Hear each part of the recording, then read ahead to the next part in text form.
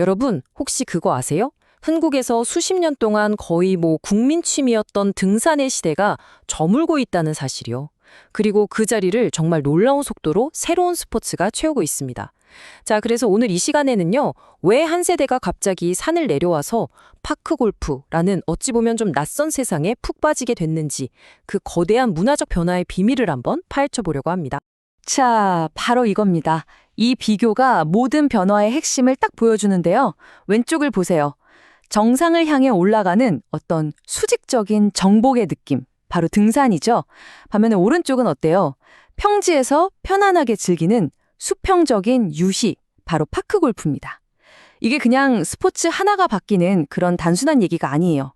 한국 사회가 삶을 바라보는 태도 자체가 근본적으로 달라지고 있다는 아주 강력한 신호인 셈입니다. 그러니까요. 바로 이 질문입니다. 이게 오늘 우리가 풀어야 할 가장 큰 미스터리죠. 아니, 왜 갑자기 그토록 사랑하던 국민 취미를 버리고 사실 대부분은 들어본 적도 없는 이 스포츠에 이렇게까지 열광하게 된 걸까요? 대체 뭐가 이 많은 분들의 발걸음을 산에서 공원으로 돌려세운 걸까요? 자, 지금부터 그 단서들을 하나하나 같이 따라가 보시죠. 자, 첫 번째 단서입니다. 이건 그냥 잠깐 스쳐가는 유행, 그런 게 아니에요. 바로 한 세대의 가치관 자체가 통째로 흔들리는 말 그대로 세대적 지각 변동이라고 할 수 있습니다. 대체 왜 이런 엄청난 변화가 시작됐을까요? 예전 우리 사회 분위기를 한번 떠올려 볼까요? 참고 견디고 뭔가를 극복해내는 것. 바로 그런 수직적 고행을 굉장히 중요하게 생각했잖아요. 하지만 지금 세대는 좀 달라요. 고통스럽게 뭔가를 이뤄내는 것보다는 오랫동안 꾸준히 즐겁게 할 수 있는 삶, 즉 수평적 유희에 더 큰 가치를 두기 시작한 거죠. 파크 골프 열풍은요, 바로 이런 시대정신의 변화를 고스란히 보여주는 상징인 셈입니다. 그리고 이 변화, 그냥 느낌적인 느낌이 아니라요, 아주 확실한 숫자로 증명됩니다. 자, 두 번째 단서는 바로 숫자입니다. 데이터는 거짓말을 안 하잖아요? 이 현상이 얼마나 폭발적인지 숫자로 한번 확인해 보시죠. 지금으로부터 불과 몇 년 전이죠. 2021년에 파크골프 협회에 등록된 회원 수가 약 6만 4천 명이었어요. 이때만 해도 아는 사람만 아는 그런 스포츠였던 거죠. 그런데요, 2024년 말이 되니까 이 숫자가 어떻게 됐을까요? 무려 18만 3천 명을 넘어섰습니다. 이게 무슨 말이냐면 단 3년 만에요. 거의 3배 가까이 시장이 폭발적으로 커진 거예요. 와, 정말 어마어마한 성장세죠? 이 그래프를 한번 보세요. 성장세가 얼마나 가파른지 그냥 한눈에 들어오죠. 3년 만에 취미 하나가 완전한 사회적 현상이 된 거예요. 아니, 대체 뭐가 이런 폭발적인 변화를 만들어낸 걸까요? 그 답이 생각보다 좀 의외의 곳에 있습니다. 자, 다음 단서로 넘어가 보겠습니다. 여기에는 어쩌면 좀 충격적일 수도 있는 왜 그렇게 많은 사람들이 산을 떠나게 됐는지에 대한 아픈 진실이 숨어 있습니다. 우리가 보통 등산하면 건강에 좋다 이렇게만 생각했잖아요. 그런데 전문가들은 그게 아니라고 경고합니다. 특히 시니어들에게는요. 등산, 그중에서도 특히 산을 내려올 때 받는 반복적인 충격이 돌이킬 수 없는 관절 손상을 일으킬 수 있는 고위험 활동이라는 거죠. 이게 그냥 하는 말이 아니고요. 과학적인 근거가 다 있습니다.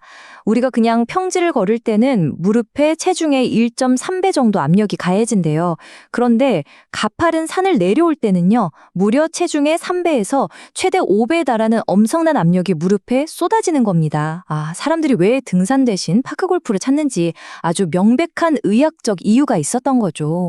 그리고 요즘 활동적인 시니어들이 가장 두려워하고 또 맞서 싸우는 게 바로 이 근감소증입니다. 나이가 들면서 근육이 자연스럽게 빠지는 현상인데요. 근데 전문가들 말이 파크 골프가 이걸 예방하는데 아주 효과적이라는 거예요.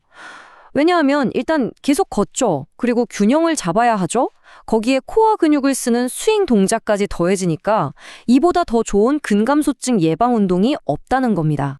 물론 건강이 정말 중요하죠. 하지만 이게 전부는 아닙니다. 어쩌면 은퇴하신 분들에게는 이게 가장 결정적인 이유일지도 모르겠어요. 바로 아주 단순하고 명백한 비용 문제입니다. 자, 비교를 위해서 가장 비슷한 스포츠인 일반 골프를 한번 볼게요. 필드 한번 나가려면 카트비, 캐디피 이것저것 다 합쳐서 평균적으로 30만 원 정도는 생각해야 하잖아요. 그런데 파크 골프는 얼마일까요? 한 번 즐기는데 드는 비용이 평균 3,000원 수준입니다. 30만 원대 3,000원. 거의 100배 차이죠. 바로 이 엄청난 가격 차이가 파크 골프의 문턱을 확 낮춰주는 가장 결정적인 역할을 하는 겁니다. 한 번의 구매로 평생의 즐거움을. 이야, 이 말 한마디가 은퇴 세대의 마음을 그냥 그대로 보여주는 것 같지 않으세요? 처음에 장비만 사두면 그 다음부턴 거의 돈 들어갈 일이 없으니까요. 이보다 더 합리적인 투자가 또 있을까요? 장비도 한번 비교해 볼까요? 일반 골프는 클럽도 14개나 필요하고 신발에 공에, 가방, 장갑 챙길 게 한두 가지가 아니잖아요. 근데 파크 골프는요. 그냥 클럽 딱 하나, 공 하나, 그리고 신고 있던 편한 신발. 이게 끝입니다. 얼마나 간단해요. 누구나 마음만 먹으면 바로 시작할 수 있는 거죠. 자, 그럼 지금까지 우리가 살펴본 단서들을 한번 쭉 연결해 볼까요? 이 모든 것들이 합쳐져서 파크 골프는 그냥 스포츠 하나에 그치지 않고 완전히 새로운 시니어 생태계를 만들어내고 있습니다. 이게 인기가 너무 많아지다 보니까 좀 재미있는 현상도 생겼어요. 바로 파크골프 난민이라는 신조어인데요. 이게 뭐냐면 서울처럼 인구는 많은데 파크골프장이 부족한 곳에 사는 분들이 주말만 되면 경기를 하려고 몇 시간씩 차를 몰고 강원도나 충청도로 원정을 떠나는 거예요. 수요가 공급을 한참 앞지른 거죠. 이 표를 보시면 그 불균형이 바로 보입니다. 경북이나 경남 같은 지역에는 구장이 60개가 넘는데 대한민국 인구의 거의 절반이 몰려 사는 서울은 어때요? 비중이 고작 6%밖에 안 됩니다. 이 엄청난 인프라 격차가 파크골프 난민을 만들어내고 있는 거죠. 그래서 서울시가 이 공간 부족 문제를 해결하려고 정말 기발한 아이디어들을 내놓고 있습니다. 예를 들면 텅 비어있는 지하철역 상가를 실내 스크린 파크 골프장으로 바꾸고요. 또 쓸모없던 건물 옥상을 9홀짜리 야외 코스로 만들기도 합니다. 최근에는 한강 리버버스 같은 새로운 교통수단이랑 연계해서 강변에 있는 구장 가기도 편하게 만들고 있고요. 도시의 문제점을 오히려 기회로 바꾸고 있는 거죠. 결국 이 모든 걸 종합해보면 파크 골프는 그냥 공치고 노는 그런 게임이 아닌 겁니다. 게임 그 이상의 것이죠. 보통 4명이 한 조로 움직이니까 자연스럽게 커뮤니티가 생겨서 노년의 외로움을 덜어주고요. 또 공인 파크골프 강사처럼 새로운 시니어 일자리까지 만들어내고 있습니다. 여기에 지역대회, 전국대회까지 열리니까 새로운 목표의식도 생기고요. 이건 새로운 커뮤니티, 새로운 경제, 새로운 사회적 삶을 통째로 만들어내는 하나의 거대한 플랫폼이라고 봐야 합니다. 자, 이렇게 쭉 살펴봤는데요.